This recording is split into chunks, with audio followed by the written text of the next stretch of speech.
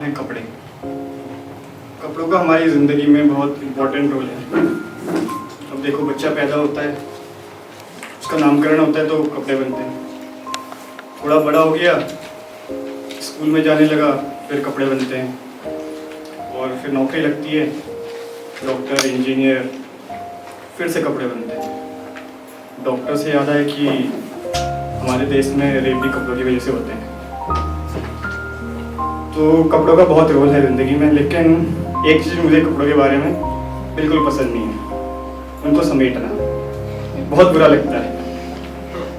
तो इसी पे है कि मैं माँ से बचपन से लड़ते रहा था। मुझे नहीं पसंद था कपड़ों को समेटना। कितना काम कराते हैं ना कपड़े। अब देखो ना, पहले खरीद कर लाओ, फिर पैकेट से निकालो, फिर टैग हटाओ, फिर पहन लो, तो गंदे होने पर उतार दो। इतना ही नहीं, धोने से पहले उन्हें सीधा करो, फिर सुखाते वक्त फिर से उल्टा करो, और अलमीरा में रखने की बारी आए फिर से सीधा करो। मुझे नहीं था पसंद कपड़ों को समेटना। तो एक दिन माँ से पूछ ही लिया कि माँ, कपड़ों को उल्टा धोए या सीधा? धुल तो जाएंगे ही, इनको धूप में उल्टा सुखाएं या सीधा, सूख ही जाएंगे। और जब अलमीरा में रखें तो चाहे उल्टा रखें या सीधा, जगह तो उतनी घेरेंगे, आ ही जाएंगे। क्योंकि मुझे नहीं था पसंद कपड़ों को समेटना। तब माँ ने समझाया, बेटा, जब हम कपड़े पहन के उतारते हैं तो वो सीधी तरफ से गंदे होते हैं। धुल तो जाएंगे, लेकिन अगर सीधी तरह से धुले तो उनका मैल अच्छे से निकलेगा। वहीं दूसरी ओर जब धूप में डाल दे कपड़ों को, जो मानो जब धूप तेज हो तो वो कपड़ों से उनका रंग छीन लेती है।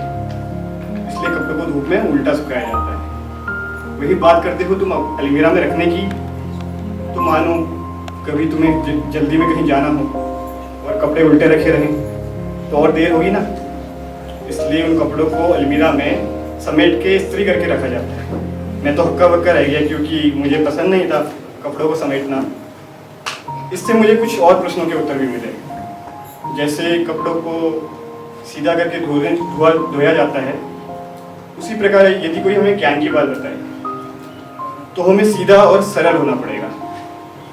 टेढ़ा और ज्ञानी होने की कोशिश करी ना तो जो आता है वो भी भूल जाएंगे। वहीं दूसरी ओर कुछ लोग आते हैं हमारी जिंदगी में जो ये दिखाते हैं कि वो हमसे प्यार करते हैं, लेकिन वो हमारी जिंदगी का रंग हमसे उड़ा ले जाते हैं। तो ऐसे लोगों के सामने उल्टा होना पड़ेगा। और भूलो मत, थोड़ा मतलबी भी बनना पड़ेगा, क्योंकि जैसे कपड़ों को सूखना है तुम्हें आगे भी तो बढ़ना है।